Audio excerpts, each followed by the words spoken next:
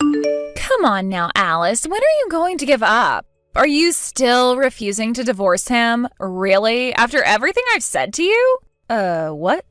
Don't play dumb with me. You know exactly what you need to do. Me and Drew have known each other since we were kids. We go way back. Way longer than you and him do, anyway. And ever since he had to move away from our town because of his dad's work, we've been in a long-distance romance.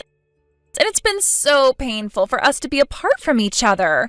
Sure, maybe he hasn't been contacting me very much lately, but that doesn't change the fact that our feelings for each other are just as strong as they've ever been. And now that a miraculous twist of fate has brought us together, it's only right that we would get married like we've always wanted to. I can picture our wedding, me in my beautiful white dress, him in a dashing tuxedo, and a dartboard with your picture on it. I won't let someone like you steal him away from me, Alice. Drew is mine. He always was mine, and he always will be mine. So stop getting in the way of our love. Divorce him and let us finally be together. Set him free. You know it's the right thing to do.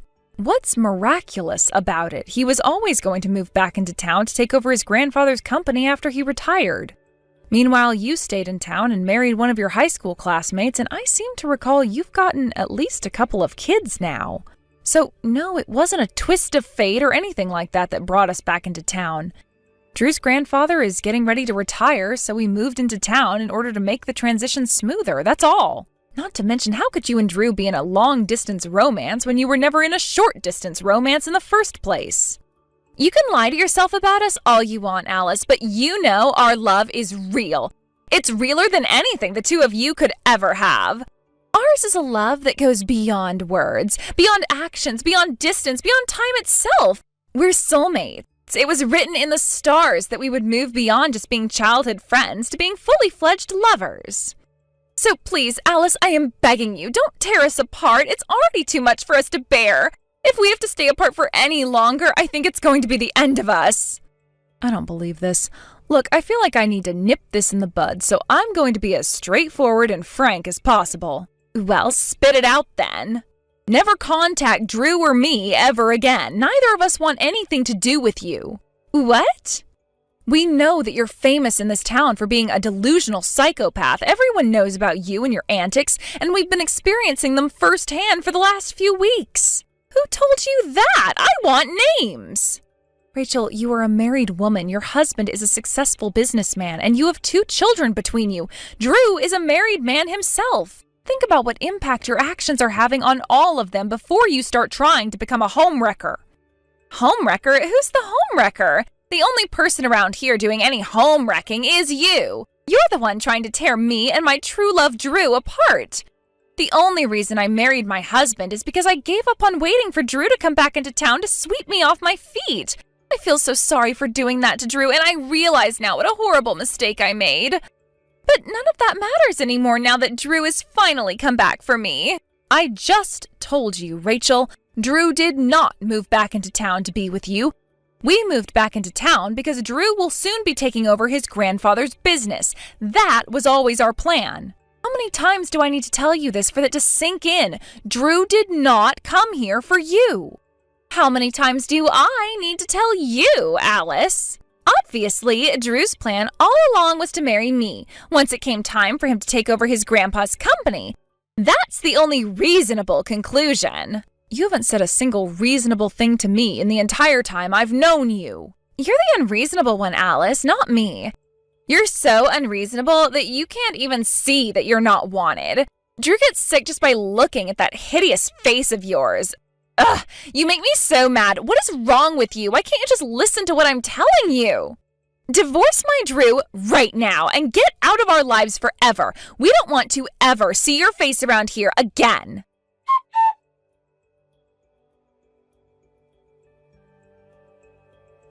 Hey, Drew, you're working late again today, right?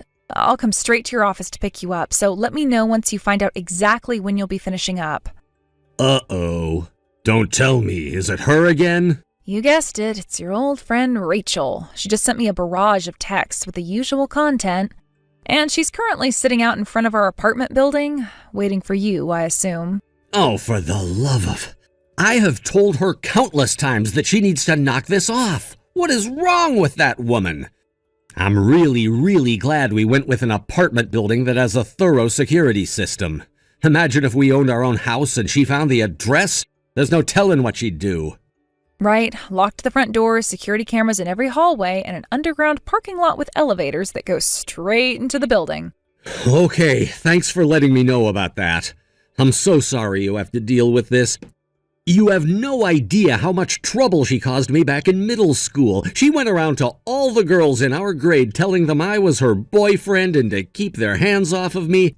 But to think that she's still keeping this up even after we're both married to other people? She's nuts, that's all there is to it. Seriously, I used to think that people like her just existed in bad soap operas and corny B movies. It's only been 2 weeks since we moved here, and she's been escalating her harassment every day. You always told me you had a stalker when you were a kid, but I had no idea it was this bad. And when I think about her poor kids and husband and how this must be making them feel, it's all a terrible combination of depressing and scary. Yeah, that's the worst part for me. About her family, though, I heard an interesting story from an old friend of mine. Apparently, her current marriage was arranged by their parents. Whoa, an arranged marriage. At the time, the company her husband runs now was teetering on the brink of bankruptcy, and Rachel's father, an influential businessman in his own right, agreed to supply the company with much-needed funding in exchange for her getting married to the former owner's son.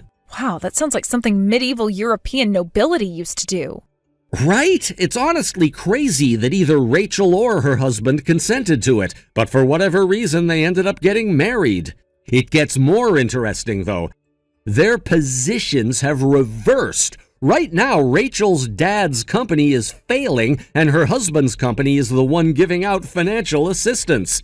Seeing as though Rachel's dad did save his company back in the day, it makes sense he would want to return the favor, but it's also a big reason why it would be difficult for him to divorce her. The friend who told me all of this actually is a drinking buddy of Rachel's husband's, and apparently all it takes is a few beers for him to start talking about how badly he wished he had an excuse to get rid of her. Wow, that is one messy family situation. Yikes. Right, but knowing how much of a disaster area Rachel is, I can't say I blame him. Seriously. Okay, well, I gotta get back to work now, Alice. Oh, right, you're at work now. I'm sorry, honey, I'll let you go. Nah, it's fine. I should be thanking you. All I've got left on my plate today is some last-minute preparation for my business trip next week, so I'll probably be leaving in about an hour. I'll call you when I know for sure. Gotcha. Talk to you later.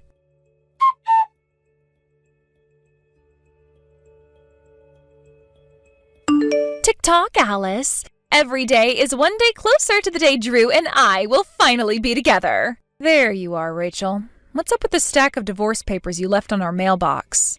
Huh? What do you mean? You know what I mean. You left a stack of divorce papers in our mailbox with your signature on it.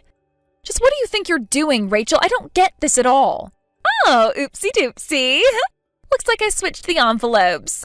I guess the one I gave to my husband was the one I meant to give to you, and the one you have right now is the one I was supposed to give to my husband. What?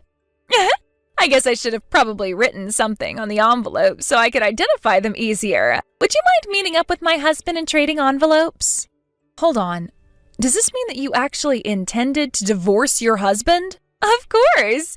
Drew is finally signaling to me that he's going to leave you for me, and that gave me the courage I needed to kick my useless husband to the curb.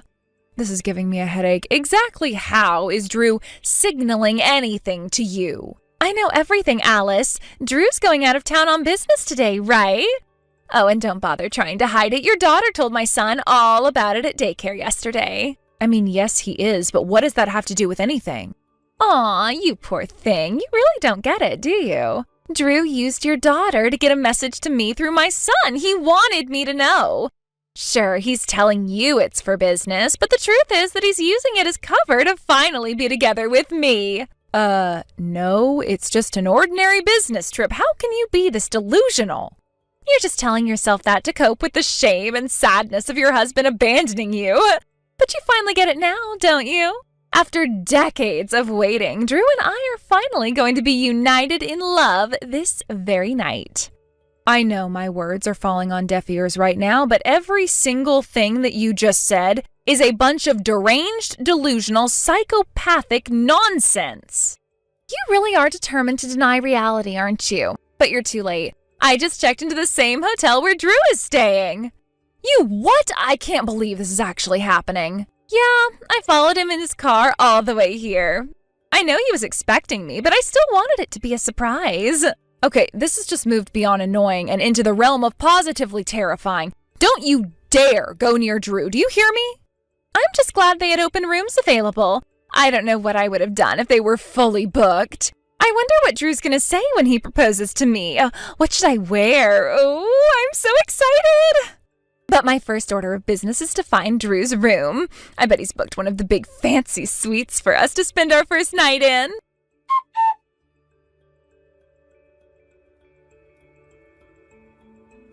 Drew, are you in your hotel room right now? Hey, Alice. Yeah, I am. I just checked in a little while ago. I've got some free time in the evening, so I thought I'd step out of my room for a little bit and take a walk to unwind from the trip. Don't. Drew, whatever you do, do not leave your room. Lock the door right now. What's wrong, Alice? Rachel followed you, Drew. She just rented a room at the same hotel as you. She's out there looking for your room right now. You cannot let her find you. She is out of her frickin' mind. Are you serious? Yes, she told me about it by text just now. I don't think she knows what your room number is yet, but you need to make sure she doesn't find out, no matter what. Okay, I got it, Alice. My God in heaven, she followed me all the way out here.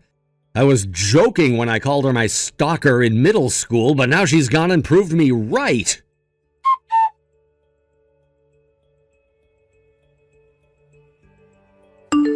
Hey, what are you doing here, Alice? Did you come here just to get in our way again? For the record, Rachel, I was planning on staying the night here with Drew from the get-go. This isn't anything we decided on the spur of the moment or anything. Liar! The only reason we arrived separately is because I had some business to attend to before coming over here. Then what is going on? Explain yourself! One of our client companies is celebrating the 30th anniversary of their founding, and they're having the party at this hotel tomorrow. They invited Drew as the successor to his grandfather's company, and Drew asked me to accompany him. But why would he want you to come along? Drew's grandfather always had his wife attend these sorts of social events with him in order to have a closer, more familial relationship with his business partners. Since Drew will be taking over for his grandfather soon, he wants me to do the same. I don't understand. Let me put this to you in the simplest terms possible. Drew is introducing me to his clients as his wife. That's not... One more thing. I'm pregnant with our second child right now. No, that can't be! I hope this should all make it very clear that Drew has zero interest in leaving me or marrying you. Well, do you get it now, Rachel? But Drew is mine!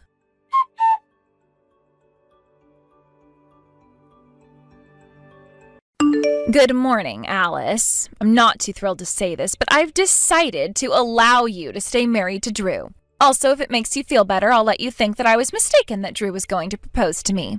How generous of you. Oh, and one more thing. Those divorce papers I left at your house, you can throw them away for me. I was a bit flustered at the time, but now that I think about it, I'm quite lucky I gave those to you by mistake. If I had actually given them to my husband, he might have actually divorced me. Yeah, about those divorce papers, your husband told me that he's already submitted them to the courthouse. What? He submitted them? Yep, he just told me about that this morning. Oh no. You see, before I headed over to the hotel yesterday, I stopped by your house to deliver the divorce papers to your husband, just like you asked me to do. I handed him the signed papers, explained the situation, and had a little chat with him before I headed off. You what? He said he would call your parents and his together for a more in-depth discussion as soon as possible. And that's the last thing I've heard about the situation, so if you want to know more about why he chose to submit them, you'll have to ask him. What's going on? Why? How could something like this happen to me? Do you need to ask me? Think about it, Rachel. One thing I will tell you, though, is that Drew is absolutely disgusted by your psychopathic stalking of him. Stalking? That's nonsense. I have done no such thing. We told you time after time after time to leave us alone, but you not only kept telling me to divorce my husband, you followed him to his hotel in another city. What do you call that if not stalking? But I love him! The feeling isn't mutual. Goodbye, Rachel.